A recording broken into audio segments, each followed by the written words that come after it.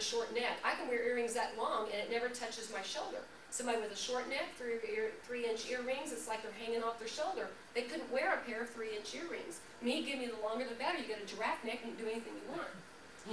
You also use power words when applicable about and whenever it's accurate. Whether they're new, rare, exquisite, lovely, first class, beautiful, charming, those things are allowed in your description.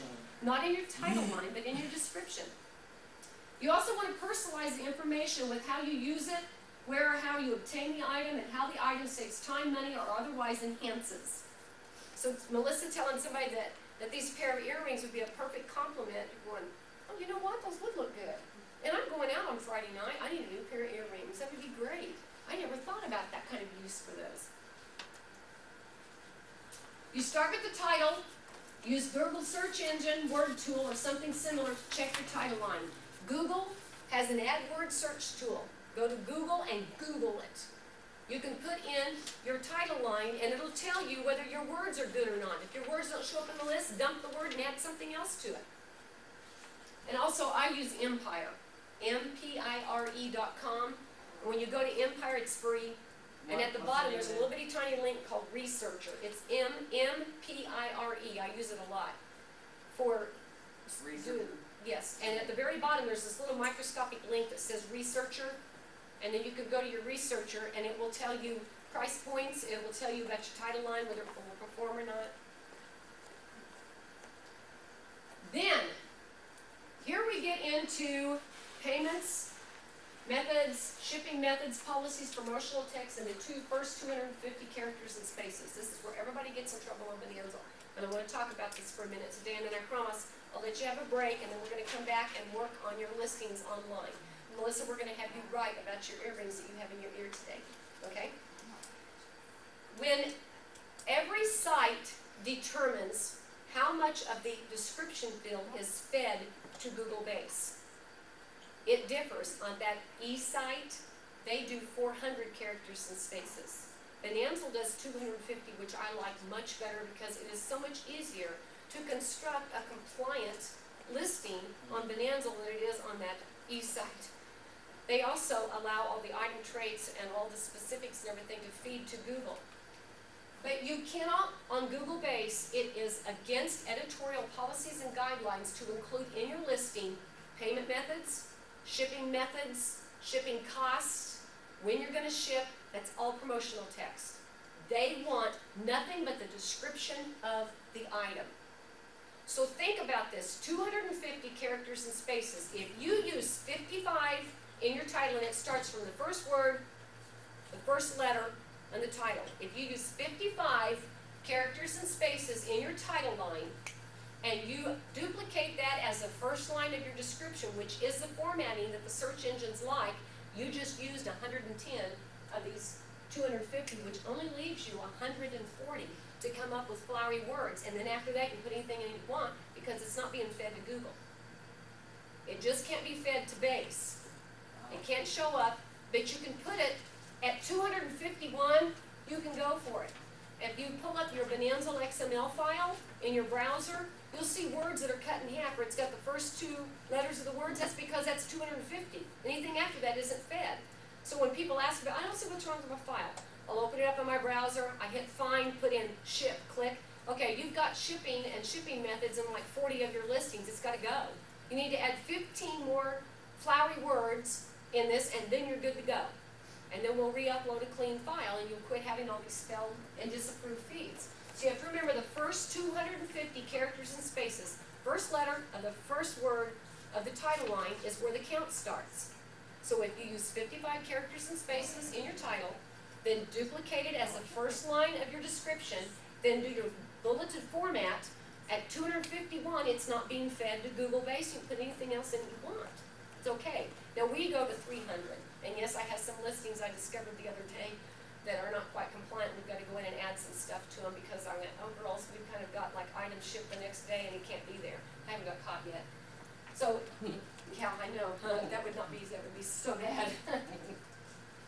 So, ready, set, and write. Now that I've given you all this information and you have these gorgeous little PowerPoints in front of you so that you can refer back to them, Do you have some questions before we take a brief break?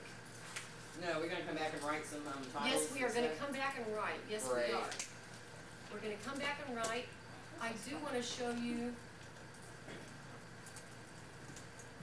This is Raven's account for April. After we started from the end over here to the April, look at the spike and the jumps in her listings after we started doing bulletin board.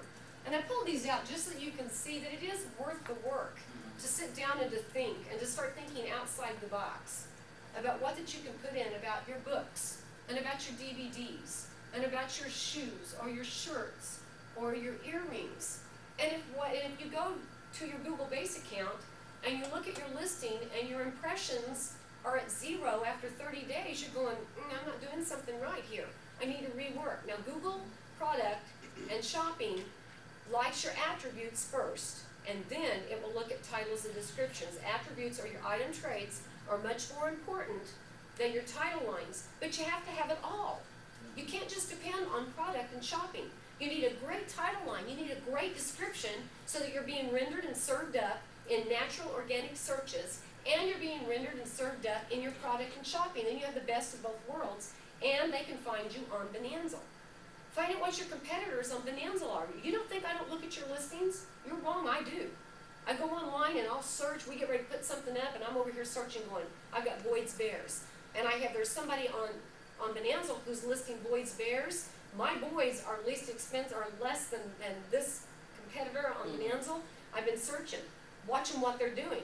I'm redoing my title lines because I've got a good clue of how they're rendering against me. And so I'm going to rework my titles to see if I can pull myself up. See what your marketplace is doing. You're the boss. It's your job to make your stuff sell. So I'm going to give you a, yes, sir. You said bullets. Are we actually talking about The little dot. dot? Yes. That dot makes it a bullet? Yes. It's only one word in every bullet, or do you get a sentence? You can have 3 or 4 words after the bullet. You know, for instance, let's say that my jackets are machine wash warm water. I would put after one bullet, machine wash warm water. If you're doing the measurements of a shirt, we would say measurement from back neck here, and then we would tell them that the under the arm to the cuff goes into another bullet, and then across the chest goes in another bullet, then the collar is in another bullet. And you're going to show us how to make that little bullet? Yes, the Bonanzle makes it very easy in the full-size text editor. Yes, they do. Yes. Any other questions? Yes, I have one. Yes. Okay, this what you have presented is for formatting to be listed or through Google, right? And what my question is, does this apply if you do not want to use Google's checkout, or is this a must for using Google's checkout as a payment This is just for option? coming up in Google's This is just search. This search. just This pulls is you Okay. all up in search search. engine optimization. Okay, so this has nothing to do with No.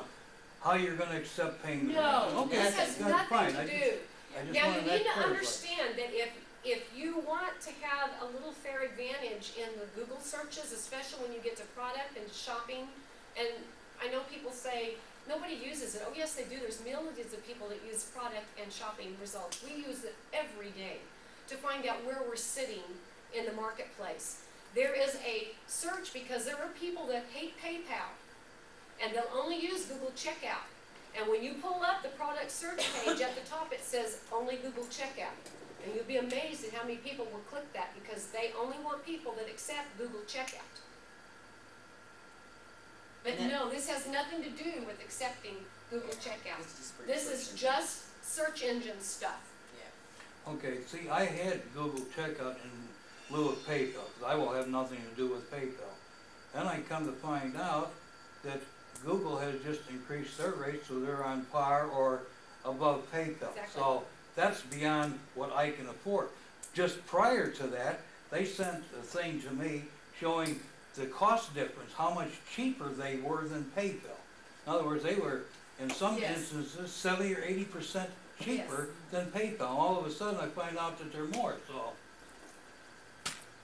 It is a fact that if you're going to be an online business, you have to accept online payments. Yep. Now to me, I'm a retailer. I have to pay my terminal charges regardless. And it's a built-in cost factor inside my product because I know what it costs to process credit cards. Okay, I wanna ask you one question. What do you suggest would be the minimum price that you ask for a product, regardless of what it is, to be able to make a profit? If you're gonna accept payments through Google, by the time you pay your fee to that,